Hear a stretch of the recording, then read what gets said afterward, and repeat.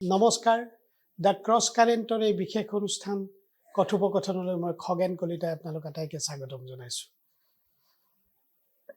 সমগ্ৰ বিশ্ব প্ৰদূষণ, গোলকীয় উষ্ণতা এই সকলোবোৰৰে বলি হৈছে মানৱ প্ৰজাতি।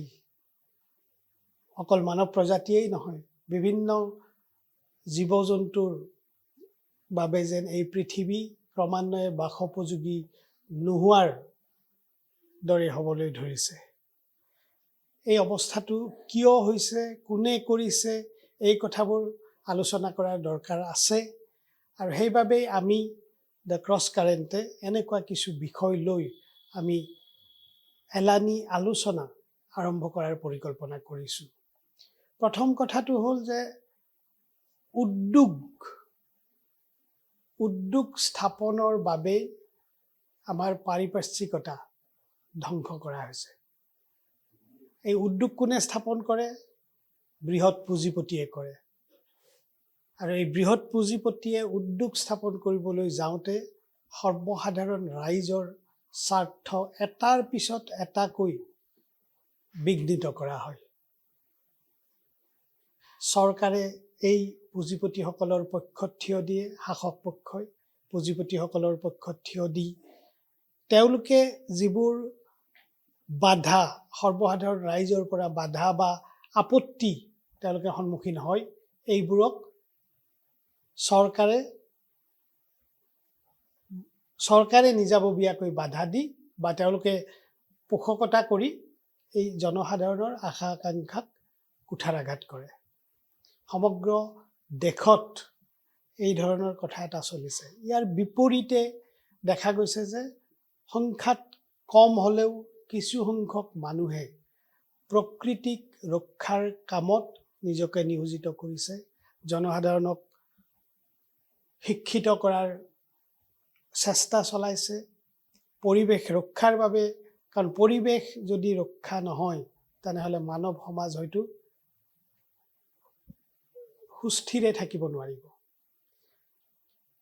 এই যিসকলে এনেকুৱা কাম কাজ, বিশেষকৈ পৰিৱেশ ৰক্ষাৰ বাবে জনসাধাৰণক শিক্ষিত কৰা আৰু তাৰ বিপৰীতে চৰকাৰৰ ভুলবোৰ আঙুলিয়াই দিয়া, পুঁজিপতিৰ স্বাৰ্থত চৰকাৰে যি পৰিৱেশ ধ্বংসৰ কাৰণে যিবোৰ পদক্ষেপ লয়, এই পদক্ষেপবোৰৰ ভুলবোৰ আঙুলিয়াই দিয়া এচাম মানুহে কাম কৰি থকা পৰিলক্ষিত হৈছে।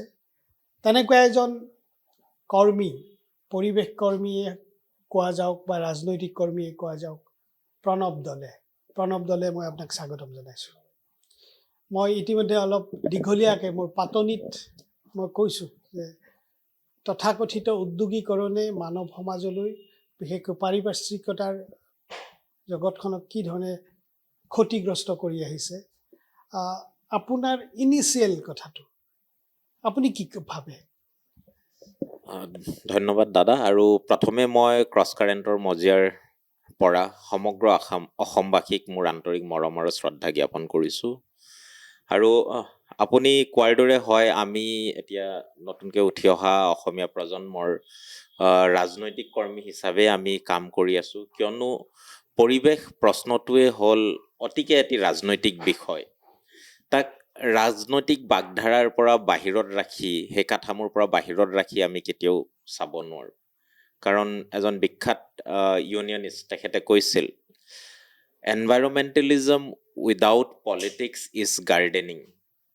মানে ফুলনি সজাৰ নিচিনাকৈ ধৰক, যিটো আমাৰ চৰকাৰখনে কয় যে 5,000 পুলি ৰুলোঁ, 5 কোটি পুলি ৰুলোঁ, সেইবোৰ সকলো যে ফুটুকাৰ ফেন হৈছে, 5,000 কোটি 1,000 কোটি ব্যয় কৰি চৰকাৰখনে যে মাজে মাজে গিমিক সৃষ্টি কৰি আছে, আমাৰ সাধাৰণ অসমীয়া মানুহৰ মূৰত নাৰিকল ভাঙি আছে, সেই কথাটো আমাৰ এই এষাৰ লাইনত, যিটো এটা লাইনত এই ইউনিয়নিষ্ট চিকো মেণ্ডেছে যি কথাষাৰ ক'লে, তাতে সম্পূৰ্ণ তত্ত্বটো সোমাই আছে। আৰু অসম চৰকাৰ তথা ভাৰতবৰ্ষৰ চৰকাৰেও এতিয়া বাহিৰত, আপোনালোকে সকলোৱে জানে IPCC কনভেনশ্যন আছে, কুনমিং মন্ট্ৰিয়েল গ্লোবেল বায়'ডাইভাৰ্চিটি ফ্ৰেমৱৰ্ক আছে, COP বুলি প্ৰতি বছৰে ভাৰতৰ মন্ত্ৰী আমোলা গৈ বিদেশত ডাঙৰ ডাঙৰ কনফাৰেন্সত বৃহৎ বৃহৎ প্ৰতিশ্ৰুতি দি আহে যে কেনেকৈ আমি ভাৰতবৰ্ষৰ সত্তা সুৰক্ষিত কৰি আমি কেনেকৈ উন্নতিকৰণ কৰিব পাৰোঁ তাৰ বাবে ডাঙৰ ডাঙৰ প্ৰতিশ্ৰুতিও দিয়ে। আৰু বহু পইচা ধৰক যিহেতু আমি এতিয়াও ডেভেলপিং কাণ্ট্ৰি বুলি আখ্যা পাইছোঁ, আমি ডেভেলপ নেশ্যন নহয়, আমি ফাৰ্ষ্ট ৱৰ্ল্ড কাণ্ট্ৰি বা ডেভেলপ নেশ্যন কোনো কাৰণতে নহয়, ডেভেলপিং কাণ্ট্ৰি হিচাপে আখ্যা দিয়া হৈছে, কিন্তু সেয়াও এটা ডাঙৰ প্ৰশ্নবোধক চিন এটা ৰৈ যায়। তেনে চৰ্তত আজি জনগণক এফালে থৈ আপুনি কোৱাৰ দৰে যদি অকল কেইজনমান মানুহৰ পুঁজিবাদী এটা চিন্তাধাৰাৰে যদি আগবাঢ়োঁ, 90% মানুহক আমি তাৰ আউটাৰ বাহিৰত থৈ কেৱল মাত্ৰ 1-2% মানুহৰ কাৰণে, ক'বলৈ বেয়া ভাৰতবৰ্ষৰ 50জন মানুহৰ হাতত 57% of the wealth of this nation, কেৱল মাত্ৰ 51জন মান মানুহৰ হাতত ইমান পুঁজি, আদানী আম্বানী টাটাকে ধৰি যিখিনি আছে, আদানী আম্বানী এনেকে কেইজনমান ব্যক্তি আছে, এখেতসকলৰ হাতত ভাৰতবৰ্ষৰ সকলো মানুহৰ অৰ্ধাংশতকৈ বেছি সম্পত্তি এখেতসকলৰ হাতত আছে। তো এই নীতিৰ বিৰুদ্ধে গৈ আমি কেনেকৈ আমাৰ ৰাইজৰ কথা ক'ব পাৰোঁ, কেনেকৈ আমি আমাৰ পৰিৱেশ তন্ত্ৰক সুৰক্ষিত কৰিব পাৰোঁ, কাৰণ আমি এতিয়াও কৃষি প্ৰধান ৰাজ্য, এতিয়াও আমাৰ নদ নদী নহ'লে আমাৰ জীৱন জীৱিকা নচলে। আৰু তাতে ধৰক উত্তৰ পূৰ্বাঞ্চলৰ দৰে এটি ঠাইৰ পৰা আমি আহোঁ, আৰু উত্তৰ পূৰ্বাঞ্চল সকলোৱে জানে ইক'লজিকেলি এটি বায়'ডাইভাৰ্চিটি হটস্পট হয়, গ্ল'বেলি ৰিকগনাইজ। মই নিজে কাজিৰঙাৰ সন্তান, Kaziranga is one of the UNESCO world heritage site. তাৰ লগতে আজি ব্ৰহ্মপুত্ৰলৈ আমি তেখেতসকলে চৰকাৰখনে, এই বিজেপি চৰকাৰে নমামিও কৰিলে, কিন্তু ব্ৰহ্মপুত্ৰৰ অৱস্থা আজি কি আপোনালোকে চাওক। এফালে আমি উন্নয়নৰ নামত আমাৰ সকলোবোৰ সা সম্পদ আৰু জনগণক ধ্বংস কৰাৰ যিটো নীতি চৰকাৰখনে অৱলম্বন কৰিছে, তাৰ বিৰুদ্ধে আমি মাত দিবই লাগিব, প্ৰতিজন অসমীয়াই মাত দিব লাগিব। এতিয়া ক'বলৈ গ'লে চাওক, এতিয়া এডভান্টেজ আছাম কৰি মেলি তেখেতসকলে এটকাৰ দৰত হেনো মাটি দিব। আমাৰ সাধাৰণ মানুহৰ পাবলৈ একঠা মাটি নাই, আৰু যিকণ মাটি আছিলে তাকো লেণ্ড বেংক আঁচনিৰে আমাৰ পৰা কাঢ়ি নিছে। আমাৰ প্ৰিমিয়ামবোৰেই ইমান বেছি যে আজি সাধাৰণ দুখীয়া মানুহে মাটি বাৰী ত্যাগ কৰি চহৰলৈ পলাবলগীয়া হৈছে। তেনে চৰ্তত আদানী আম্বানীৰ কাৰণে এটকীয়া মাটি ক'ত পাব? আজি যদি আহোঁ কাজিৰঙাখনৰ কথা কওঁ চেণ্ট্ৰেলি, কাৰণ কাজিৰঙা সকলোৱে গৌৰৱ কৰে, আৰু কেইদিনমান আগতে আপোনালোক সকলোৱে জানে যে তাত পঞ্চতৰ্কা হোটেল কেইবাখনো এইখন চৰকাৰে এতিয়ালৈকে হয়তো 4-5খন MOU তেখেতসকলে কৰিছে, গ্ৰাণ্ড হায়াত, তাজ। সেইলৈ আমাৰ তাৰ হায়াতখনৰ যেতিয়া 45টা পৰিয়ালৰ ঘৰ বাৰী উচন কৰিছিল, তেতিয়া মানুহখিনিয়ে প্ৰতিবাদ কৰাৰ ফলত আমাৰ ওপৰত বহুবোৰ কেছো দি থৈছে। ঠিক তেনেকৈ কাজিৰঙাখনত আমাৰ জীৱ জন্তু আৰু পাৰিপাৰ্শ্বিকতা বৰ্তি থাকিব লাগে নে কেৱল মাত্ৰ বৃহৎ বৃহৎ হোটেল থাকিব লাগিব, এই নীতিটো ঠিক কৰিব লাগিব। আৰু তাৰ উপৰি এতিয়া আমি আজি যিটো বহিছোঁ ইছ্যুত, আজি ছ'লাৰ পাৱাৰৰ নামত আমাক লাগে ৰিনিউৱেবল এনাৰ্জি নালাগে কোৱা নাই, কিন্তু জাষ্ট ট্ৰানজিশ্যনৰ যিটো কনচেপ্ট গোটেই বিশ্বব্যাপী এতিয়া সকলোৱে মানি লৈছে যে we need a just transition. Just মানে কি? It has to be justified and it has to be equitable.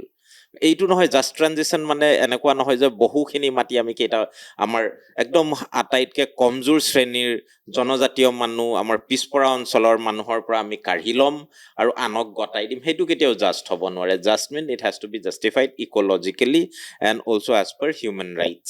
আৰু আমাৰ এতিয়া 1000 মেগাৱাটৰ এটা যিটো প্ৰকল্প কাৰ্বি আংলঙত তেখেতসকলে এছিয়ান ডেভেলপমেণ্ট বেংকৰ পৰা 4000 কোটি টকা ধাৰ লৈছে।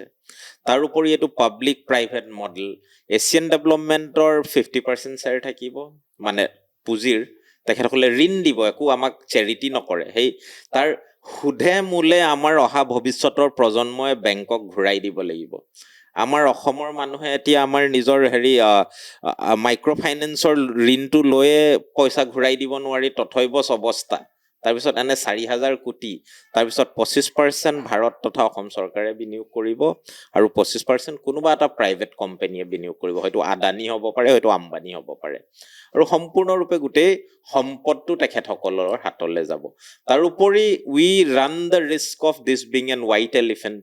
তাৰমানে এটা প্ৰকল্পৰ নামত এটা প্ৰকল্প কৰিব, তাৰ পৰা কোনো ধৰণৰ মুনাফা নহ'ব, তাৰপিছত লাহে লাহে দেখিব যে ক'ব, ঠিক যেনেকে আমাৰ পেপাৰ মিলটো এতিয়া টাটাৰ হাতলৈ গ'ল, আপোনালোকে সকলোৱে জানে এইটো এটা মিনি নৱৰত্ন আছিল, নামৰূপৰ কাৰখানা আপোনালোকে চাওক, আমাৰ NRL আমাৰ হাতত নাই এতিয়া, তাৰপিছত আকৌ এটা প্ৰকল্প।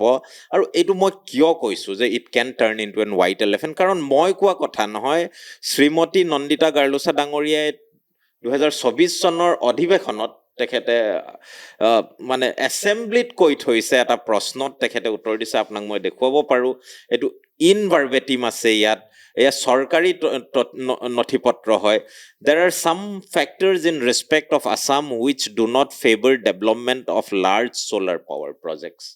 আৰু ফেক্টৰ্ছ আছে কাৰণে তেখেতে নিজে কৈছে, আজি তেনে 1000 মেগাৱাটৰ এটা প্ৰকল্পৰ নামত 18,000 বিঘা, গুৱাহাটী চহৰখনতকৈও বেছি এটা আয়ত্তৰ বা কালিৰ এটুকুৰা ঠাই, ইমান বৃহৎ ঠাই এটুকুৰা যদি আজি হঠাৎ গোটেইখন চুচি বাচি তাক মৰুভূমিলৈ ৰূপান্তৰ কৰে, তাৰ ফলত কেনেধৰণৰ প্ৰভাৱ পৰিব পাৰে আপোনালোকে নিজে ভাবক পাৰিপাৰ্শ্বিকভাৱে। দলে ডাঙৰীয়া, মই আপোনাক এইখিনিতে সুধিছোঁ যে অকল কাৰ্বি আংলঙত সৌৰশক্তি প্ৰকল্পই নহয়, এনেকুৱা বিভিন্ন অসমৰ বিভিন্ন ঠাইত ইতিমধ্যে এনেকুৱা হৈছে, যেনে ৰামদেৱক মাটি দিয়া হৈছে অইল পামৰ কাৰণে, তৈল খেজুৰৰ উদ্যোগ। এই কথাবোৰক কিন্তু জনসাধাৰণৰ ওচৰলৈ নি জনসাধাৰণক শিক্ষিত কৰি এই কথাবোৰ বাধা দিবলৈ অন্তত আমিবোৰে যিবোৰ কাম কৰিব লাগিছিল আমি কৰিব পৰা নাই যেন অনুভৱ হয়। আপুনি কি কয়? এইটো আমি এতিয়া কথাখিনি বহু সময়ত লুকুৱাই থোৱা হয়। অইল পাম, তৈল খেজুৰি খেতিটো যে আমাৰ মানুহৰ কাৰণে কিমান এটা বিখ্যাত এটা খেতি হ'ব পাৰে, তাৰ প্ৰমাণ ধৰক আমি গোৱালপাৰা ফালে গ'লেই গম পাম। এতিয়া খেতিয়কে তাত যিহেতু চৰকাৰে প্ৰমোশ্যন কৰিছিল, খেতিয়কে যেতিয়া দেখিলে যে তাৰ পৰা কোনো ধৰণৰ লাভ নহয়, এতিয়া খেতিয়কসকলে তাত নিজেই তাৰ পৰা উৎখাত কৰি মানে কাটি, মানে ধাৰত ঋণত পুত খাই পেলাই তেখেতসকলে পুলি কাটিবলগীয়া হৈছে। আমাৰ অসমতে নহয়, আপোনাৰ মিজোৰামতো একে অৱস্থা। আৰু এটা অইল পাম ইণ্ডাষ্ট্ৰী ছাকচেছফুল কৰিবলৈ কমচে কম 5,000 হেক্টৰ বিঘাৰ তেল অইল পামৰ তৈল খজুৰিৰ খেতি লাগিব, মানে বাগান লাগিব। এতিয়া বাগান ইকনমি, এটা বাগান ইকনমিয়ে আমাৰ অসমৰ মানুহক জুৰিছে। আজি কলনিয়েল টাইমছত একেই কনচেপ্ট, ইটছ এ ৰিকলনাইজেশ্যন। এইবাৰ কেইজনমান সামন্ত প্ৰভু পুঁজিবাদীসকলে এইবাৰ আমাক ৰিকলনাইজ কৰিছে, যেনেকৈ আগত আমাক ব্ৰিটিছে কলনাইজ কৰি পেলাই। একেই কনচেপ্ট চাব, এতিয়া কৈছে যে ডিগ্ৰেডেড লেণ্ড, মানে ডিগ্ৰেডেড লেণ্ডত আমি চলাৰ পাৱাৰ কৰিম বা কিবা কৰিম। তেতিয়া কনচেপ্ট তেখেতসকলে উলিয়াইছিলে ৱেষ্টলেণ্ড। অসমত তেতিয়া ইমান অসমৰ সেউজ ভূমিত ৱেষ্টলেণ্ডৰ কনচেপ্ট ব্ৰিটিছে আনিছিল, যাৰ ফলত ফৰেষ্ট ডিপাৰ্টমেণ্টক ফৰেষ্ট ডিপাৰ্টমেণ্ট এতিয়া আপোনালোক সকলোৱে জানে এটা ৰেভিনিউ ডিপাৰ্টমেণ্ট আছিল। তেখেতসকলে বন সুৰক্ষাৰ কাৰণে নহয়, জাষ্ট বনৰ পৰা ইকনমি, অৰ্থ কেনেকৈ কমাব পাৰিব। তো এতিয়া আমাৰ একেই কনচেপ্টত পুনৰবাৰ আমাক ৰিকলনাইজ কৰা হৈছে, আৰু এই কথাটো সকলো অসমীয়াই বুজি এতিয়া সজাগ হোৱা দৰকাৰ আছে। আপুনি ঠিকেই কৈছে। এতিয়া আমাৰ ইয়াত চাওক, এফালৰ পৰা আমি এটা ইকলজিকেলি চেঞ্চিটিভ ঠাই, তাত যদি অইল পামে হয় এনভাইৰমেণ্টেলি খুব মানে এটা এফেক্ট, মানে খুব বেড ইম্পেক্ট পেলোৱা এটা গছ হয়। তাত ৱাটাৰ কনজাম্পশ্যন বহুত বেছি, তাৰ প্ৰডাক্টিভিটি বহুত বেছি দীঘলীয়া নহয়, তাৰ কাৰণে বৃহৎ ভূমিৰ প্ৰয়োজন হয়। তো এই সকলোবোৰ ফেক্টৰ্ছ আমাৰ অসমত কণ্ডিউচিভ নহয়। আমাৰ ইয়াত আছে সকলো মানুহে স্মল লেণ্ড হোল্ডাৰ্ছ। এই ধৰণৰ যিবোৰ কাৰণ এই মানে আনপ্ৰডাক্টিভে হওক বা লেছ প্ৰডাক্টিভ যাক কোৱা যায়, তেনেকুৱা উদ্যোগ স্থাপনৰ বাবে অসমত মাটি দিয়া হৈছে বা হেৰি কৰা হৈছে। এই কথাবোৰত মানে চৰকাৰে সঁচাকেই উন্নয়ন বিচাৰিছে নে আচলতে বৃহৎ পুঁজিপতিৰ হাতত মাটি গতাই? কাৰণ দেশৰ বিভিন্ন ঠাইত এতিয়া মাটিৰ পৰিমাণটো লাহে লাহে হ্ৰাস পাই আহিছে। একমাত্ৰ অসম তথা উত্তৰ পূৰ্বাঞ্চলে হয়তো এনেকুৱা ঠাই য'ত বৃহৎ ভূমি এতিয়াও মানে আছে। আৰু এই এতিয়া বহুত আগৰ পৰাই এনেকুৱা পুঁজিপতিবোৰৰ এটা চকু আছিলে উত্তৰ পূৰ্বাঞ্চলৰ। এই ক্ষেত্ৰত আপুনি কি ভাবে? এইটো তেওঁলোকক গতাই দিয়াৰ এইটো এটা পৰিকল্পনা, য'ত তথাকথিত উন্নয়নক মানুহক কোৱা হৈছে যে এইটো উন্নয়ন হ'ব, সোলাৰ পাৱাৰ প্ৰজেক্ট হ'ব, বা অইল অইল পাম্প হ'ব, হয়, আপোনালোকে লাভ পাব। এইবোৰ মানে দেখুৱাই এই মাটিবোৰ বাৰু পুঁজিপতিক গতাই দিয়াৰ এটা ষড়যন্ত্ৰ। সম্পূৰ্ণ এইটো আমাৰ কোনো দ্বিমত নাই, আৰু অসমৰ মানুহৰ মনত কোনো ধৰণৰ ইয়াৰ বিষয়ে এটা ধৰক কনফিউজন থকাৰ কোনো প্ৰয়োজনো নাই। আমি প্ৰতিজন দুখীয়া মানুহে, যেতিয়া আমি গাঁৱলীয়া মানুহে এতিয়া বসুন্ধৰা আঁচনিৰ নামত যেতিয়া আমি মাটিৰ পট্টা বিচাৰি আমি গৈছোঁ, যিটো দায়িত্ব আছিল চৰকাৰৰ, to survey the land survey কৰি যাৰ দখলত যিমান আছে, তেখেতসকলে কৈছে যে আমাৰ জনজাতীয় মানুহক, যিহেতু লেণ্ড ডিপেণ্ডেণ্ট মানুহ 50 বিঘালৈকে দিম কৈছিলে, আমাৰ সাধাৰণ মানুহৰো জেনেৰেল মানুহৰো যি তেখেতসকলৰ কব্জাত আছে দিম বুলি কৈছিলে। এতিয়া আমি দেখা পাইছোঁ যে ইমানবোৰ কেটেগৰিজ লগাই it's a policy to snatch our land, আৰু লেণ্ড বেংকত তেখেতসকলে ভৰাইছে। ইতিমধ্যে আদানীক কিমান মাটি আপোনালোকে দিছে জানে, ৰিলায়েন্সক কিমান মাটি দিছে আপোনালোকে দেখা পাইছে, বাগানসমূহো বিক্ৰী কৰিছে। আৰু এতিয়া 18,000 বিঘা তাত ছ'লাৰ পাৱাৰৰ নামত, এইফালে আমাৰ শোণিতপুৰতো এটা ডাঙৰ প্ৰকল্প, প্ৰায় 800 বিঘা মাটি, তাৰপৰা আমাৰ কাছাৰত তেনেকৈ ঠিক ছ'লাৰ পাৱাৰৰ নামত মাটি লৈছে।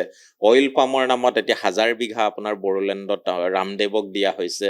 এতিয়া এটা নাৰ্চাৰীৰ কাৰণে বহু শ বিঘা মাটি গোলাঘাটত আমাৰ ৰামদেৱক দি দিয়া হৈছে। আৰু এইটো সম্পূৰ্ণৰূপে এটা লেণ্ডগ্ৰেব পলিচি, আৰু লেণ্ডগ্ৰেবটো এইকাৰণেই কৰিছে যাতে তেখেতসকলৰ এটা কনক্লেভত, তেখেতসকলৰ আওতাত আনি এইটো এটা স্পেচিয়েল ইকনমিক জ'নৰ দৰে আমাক ব্যৱহাৰ কৰা হৈছে। স্পেচিয়েল ইকনমিক জ'ন, য'ত আমাৰ সাধাৰণ মানুহৰ একো অধিকাৰ নাথাকিব। আৰু অসম যিহেতু সমতল ভূমি, বাকী চাৰিওফালে পাহাৰ আমাৰ, আৰু ইণ্ডাষ্ট্ৰী ছেটআপ কৰিব পৰা, আমাৰ নদীকেইখন এতিয়াও আছে, শুকাই যোৱা নাই। ইতিমধ্যে লাহে লাহে অৱস্থা বেয়া হৈ আহিছে, কিন্তু এতিয়াও যিকণ আছে সেইকণো শেষ কৰিবৰ কাৰণে খুব স্পীডত তেখেতসকল আগবাঢ়িছে।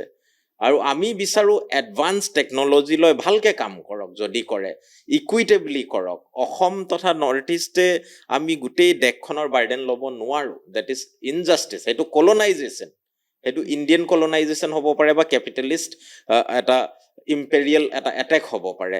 আমি সেইকাৰণে কৈছোঁ যে এনেধৰণে যদি এতিয়া যি দেখা পাইছোঁ, এইবোৰ মাটি লৈ পেলাই তেখেতসকলে আমাৰ গোটেই নৰ্থ ইষ্টক লুণ্ঠন কৰাৰ এটা সম্পূৰ্ণ ৰোডমেপ তৈয়াৰী কৰিছে। এতিয়া মণিপুৰৰ পৰা ধৰি আমাৰ বহু অঞ্চলত যিহেতু ইতিমধ্যে বহুবোৰ পেপাৰ আহিছে, বহুতবোৰ ষ্ট্ৰেটেজিক মিনাৰেলছ, যিবোৰ সাধাৰণতে মানে বহু ঠাইত পোৱা নাযায়। আমাৰ কাৰ্বি আংলঙতো বহুত জেগাত তেনেধৰণৰ মিনাৰেলছৰ তেখেতসকলে ইতিমধ্যে সন্ধান পাইছে। আৰু লগতে অইলৰ কাৰণে বেদান্তে নিজেই ক'লে, বেদান্ত যিটো কোম্পানী এতিয়া উৰিষ্যাৰ পৰা তেখেতসকলক ব্লেকলিষ্ট কৰি পঠিওৱা হৈছিল, বহুবোৰ দেশৰ পৰা তেখেতসকলক হিউমেন ৰাইট ভাইলেশ্যনছৰ ৰেকৰ্ড তেখেতসকলৰ বহু বেছি, সেইকাৰণে বহুত দেশৰ পৰা তেখেতসকলক খেদি পঠিওৱা হৈছে। আৰু আমাৰ ইয়াত এফালৰ পৰা সম্পূৰ্ণৰূপে গোটেই অইল বেচিন তেখেতসকলক দি দিছে। গিবন চেংচুৰী, এতিয়া হলক গিবনৰ একমাত্ৰ লাষ্ট ছাৰ্ভাইভিং অকণমান ঠাই আছে, সেইকণো তেখেতসকলক দি দিছে মাইনিং কৰিবৰ কাৰণে, অইল ড্ৰিল কৰিবৰ কাৰণে। আৰু বহুতবোৰ অইল ৱেল, সকলোবোৰ যদি ৰাজহুৱা সম্পদ, জনগণৰ সম্পদ যদি ব্যক্তিগত ক্ষেত্ৰক গতাই দিয়ে, ব্যক্তিগত ক্ষেত্ৰৰ মানুহ তেখেতসকলে মুনাফা চাই, আমাৰ কাৰণে লায়েবল নহয়। আৰু সেইকাৰণে আমি চৰকাৰক দাবী জনাই আছোঁ, এতিয়াও আমাৰ অসমীয়া জনগণৰ যিসকল মানুহে এতিয়া ইতিমধ্যে লাগি আছে, যে এই ধৰণৰ মডেল আমাক নালাগে। It has to B A মোৰ democratic model of development. Pranab দলে এগৰাকী পৰিৱেশ কৰ্মী, আৰু আৰম্ভণিতে তেখেতে কৈছে যে ৰাজনৈতিক চিন্তা চৰ্চা নকৰাকৈ পৰিৱেশৰ কথা কোৱাটো জাষ্ট ফুলনি সজাৰ দৰে এটা কথা। প্ৰণৱ দলে ইতিমধ্যে কেইবাটাও গুৰুত্বপূৰ্ণ দিশ তেওঁ পোহৰলৈ আনিছে।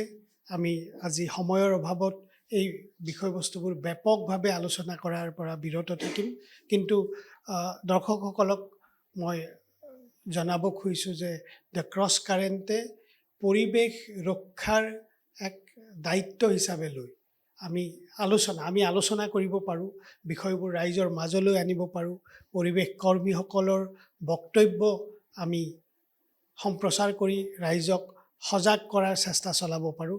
আমি সেই কামেই কৰিম। প্ৰণৱ দলে ডাঙৰীয়া, মই আপোনাক ধন্যবাদ জনাইছোঁ। যদিও কম সময়ৰ ভিতৰত আপুনি যথেষ্ট কথা সামৰি লৈছে, আৰু অহা দিনবোৰত এই প্ৰক্ৰিয়াটো আমিও অব্যাহত ৰাখিম। আৰু দেখা গৈছে যে আপোনালোকে ৰাইজৰ মাজত কিছু কাম কৰাৰ কাৰণে সংকল্প গ্ৰহণ কৰিছে। আমাৰ শুভেচ্ছা আছে, সদায় আপোনালোক আগবাঢ়ি যাওক।